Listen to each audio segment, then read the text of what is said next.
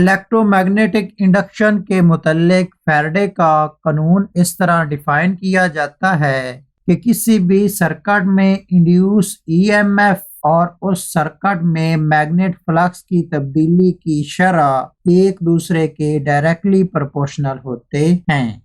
Ampere نے بتایا تھا کہ کسی بھی کنڈکٹر سے الیکٹرک کرنٹ کے گزارنے پر اس کنڈکٹر کے ارد گرد میگنیٹ فیلڈ پیدا ہو جاتا ہے۔ تو امپیئر کے مطابق ہم کرنٹ سے میگنیٹ فیلڈ پیدا کر سکتے ہیں، لیکن ایک سائنٹسٹ مائیکل فیرڈے نے بتایا تھا کہ اس کا الٹ بھی ممکن ہے۔ تو مائیکل فیرڈے کے مطابق ہم میگنیٹ فیلڈ سے کرنٹ بھی پیدا کر سکتے ہیں۔ یہاں آپ کو دو کوائلز دکھائی گئی ہیں جن کے ساتھ ایک گلوانومیٹر جوڑا گیا ہے تاکہ اگر ان کوائلز میں کرنٹ پیدا ہو تو گلوانومیٹر سے اس کی ڈیٹیکشن ہو سکے۔ ان کے ساتھ ایک بلب بھی لگایا گیا ہے تاکہ بلب کے روشن ہونے پر بھی کرنٹ کی موجودگی کا پتہ چل سکے کہ ان کوائل کے قریب ایک بار میگنیٹ بھی پڑا ہے، لیکن نہ تو گلوانومیٹر میں کسی قسم کی ڈیفلیکشن ہوئی ہے اور نہ ہی کوئی بلب آن ہوا ہے۔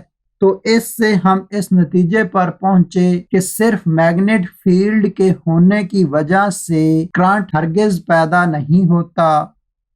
جو ہی بار میگنیٹ اس کوائل کے اندر جاتا ہے تو آپ نے آبزرو کیا ہوگا کہ گلوانومیٹر کی سوئی زیرو سے ڈیفلیکٹ ہو کر لیفٹ ہینڈ سائڈ پر چلی گئی ہے اور بلب آن ہو کر گولڈن کلر میں آ گیا ہے۔ تو اس کا یہی مطلب ہے کہ اس بار میگنیٹ کی حرکت کی وجہ سے اس کوائل میں کرنٹ پیدا ہوا ہے۔ اب ہم اس بار میگنیٹ کو اس کوائل سے نکال کر دیکھتے ہیں۔ جو ہی بار میگنیٹ کو اس کوائل سے باہر نکالا گیا ہے تو آپ نے آبزرو کیا ہوگا کہ گلوانومیٹر کی سوئی زیرو سے ڈیفلیکٹ ہو کر لیفٹ سائڈ پر چلی گئی ہے اور اس کا بلب بلو کلر میں آن ہوا ہے۔ تو اس کا بھی یہی مطلب ہے کہ بار میگنیٹ کو حرکت دینے پر اس کوائل کے اندر کرنٹ پیدا ہوا ہے۔ تو اس سے ہم اس نتیجے پر پہنچے کہ جب بھی کسی کوائل کے قریب کسی میگنیٹ کو حرکت دی جاتی ہے تو تب جا کر اس کوائل کے اندر کرنٹ پیدا ہوتا ہے۔ لیکن آپ نے یہ بھی آبزرو کیا ہوگا کہ جب اس بار میگنیٹ کو اس کوائل کی طرف لایا گیا ہے تو تب گلوانومیٹر کی سوئی رائٹ ہینڈ سائڈ کی طرف گئی ہے، لیکن جب اس بار میگنیٹ کو اس کوائل سے دور لے کر گئے ہیں تب اس گلوانومیٹر کی سوئی لیفٹ سائڈ پر گئی ہے۔ ایسا اس لیے ہوا ہے کہ پہلی دفعہ کوائل میں current anticlockwise direction میں پیدا ہوا تھا اور دوسری دفعہ کوائل میں کرنٹ کلاک وائز ڈائریکشن میں پیدا ہوا تھا۔ تو اس سے ہم یہ بھی نتیجہ اخذ کر سکتے ہیں کہ بار میگنیٹ کو کوائل کے قریب لانے پر کرنٹ ایک سمت میں پیدا ہوتا ہے اور کوائل سے دور لے جانے پر کرنٹ دوسری سمت میں پیدا ہوتا ہے۔ اسی فنامنے کو زیادہ آسان بنانے کے لیے میں پوری ویڈیو میں دو بلب استعمال کروں گا۔ اگر بلب گولڈن کلر میں آن ہو تو آپ نے اس کا یہی مطلب لینا ہے کہ سرکٹ میں کرنٹ ایک سمت میں پیدا ہوا ہے۔ اگر بلب بلو کلر میں روشن ہو اس کا آپ نے یہی مطلب لینا ہے کہ اب کرنٹ دوسری سمت میں پیدا ہوا ہے، یعنی کرنٹ اپنی سمت مسلسل تبدیل کر رہا ہے۔ یہاں ایک کوائل کے ساتھ ایک بلب کو لگایا گیا ہے۔ اس کے قریب اگر ہم ایک بار میگنیٹ رکھیں تو اس بار میگنیٹ کی میگنیٹ لائنز آف فورس اس کوائل کے اندر داخل ہو رہی ہیں۔ جتنی اس بار میگنیٹ کی فیلڈ لائن اس کوائل کے اندر جاتی ہیں اسے ہم میگنیٹ فلکس کہتے ہیں۔ اگر زیادہ فیلڈ لائن اس کوائل کے اندر داخل ہوں تو میگنیٹ فلکس زیادہ ہوگا، اگر کم فیلڈ لائن اس کوائل کے اندر داخل ہوں تو میگنیٹ فلکس بھی کم ہوگا۔ لیکن آپ نے یہاں دیکھا ہوگا کہ جتنی فیلڈ لائن پہلے اس کوائل کے اندر موجود تھی ابھی تک اتنی ہی فیلڈ لائن اس کوائل کے اندر موجود ہیں، تو ابھی تک کسی قسم کی کوئی فیلڈ لائن میں تبدیلی نہیں آئی، تو اس سے ہم کہیں گے کہ اس کوائل کے اندر میگنیٹ فلکس کی کوئی تبدیلی نہیں ہو رہی، جتنا میگنیٹ فلکس پہلے تھا ابھی بھی اتنا ہی میگنیٹ فلکس ہے۔ تو یہاں آپ نے یہ بھی آبزرو کیا ہوگا کہ جب میگنیٹ فلکس کی تبدیلی نہیں ہو رہی تو بلب آن نہیں ہو رہا۔ اس سے ہم اس نتیجے پر پہنچے کہ اگر سرکٹ میں میگنیٹ فلکس کی تبدیلی نہ ہو تو اس سرکٹ میں کرنٹ پیدا نہیں ہوتا۔ اگر اب ہم اس بار میگنیٹ کو 2 and 4 موشن دیں تو آپ یہاں آبزرو کر سکتے ہیں کہ جب اس بار میگنیٹ نے آگے پیچھے حرکت کرنا شروع کی ہے تب یہ بلب آن ہونا شروع ہو گیا ہے۔ کبھی یہ گولڈن کلر میں روشن ہوتا ہے، دوسرے ہی لمحے یہ بلو کلر میں روشن ہوتا ہے، جس کا مطلب ہے کہ ہر لمحے میں اس سرکٹ میں کرنٹ کی سمت تبدیل ہو رہی ہے۔ جب یہ بار میگنیٹ اس کوائل کے قریب آتا ہے تو اس کوائل میں میگنیٹ لائنز آف فورس کی تعداد بڑھ جاتی ہے، جس کا مطلب ہے کہ اس کوائل میں فلکس بڑھ جاتا ہے۔ جب یہ بار میگنیٹ اس کوائل سے دور جاتا ہے تو اس کوائل کے اندر میگنیٹ لائنز آف فورس کی تعداد کم ہو جاتی ہے، جس کا مطلب ہے کہ اس کوائل کے اندر میگنیٹ فلکس کم ہو جاتا ہے۔ تو اس سے ہم یہ بھی کہہ سکتے ہیں کہ اس کوائل کے اندر فلکس کی تبدیلی کی وجہ سے اس کوائل میں کرنٹ پیدا ہو رہا ہے۔ تو پھر ہم اس طرح کہہ سکتے ہیں کہ جب کسی سرکٹ میں میگنیٹ فیلڈ تبدیل ہو رہا ہو تو تب جا کر اس سرکٹ میں کرنٹ پیدا ہوگا۔ تو ہر لمحے میں اس تبدیل ہوتے ہوئے میگنیٹ فیلڈ کو ہم میگنیٹ فلکس کہیں گے۔ تو اس طرح بھی ہم کہہ سکتے ہیں کہ کسی سرکٹ میں میگنیٹ فلکس کے تبدیل ہونے پر اس سرکٹ میں کرنٹ پیدا ہوگا، اور میگنیٹ فلکس کے تبدیل ہونے کی وجہ سے جو کرنٹ پیدا ہوتا ہے اس کرنٹ کو انڈیوسڈ کرنٹ کہتے ہیں۔ لیکن اوہم لا کے مطابق اگر کسی سرکٹ میں وولٹیج اپلائی کیا جائے تو اس سرکٹ میں کرنٹ پیدا ہوتا ہے۔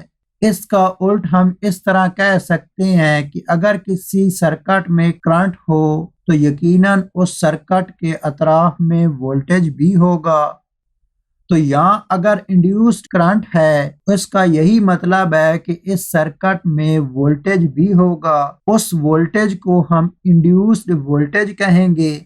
جتنا زیادہ انڈیوس کرنٹ ہوگا اتنا ہی انڈیوس وولٹیج ہوگا۔ اسے ہم اس طرح بھی پھر کہہ سکتے ہیں کہ کسی سرکٹ میں جتنی فلکس کی تبدیلی ہوگی اتنا ہی اس میں انڈیوسڈ وولٹیج پیدا ہوگا۔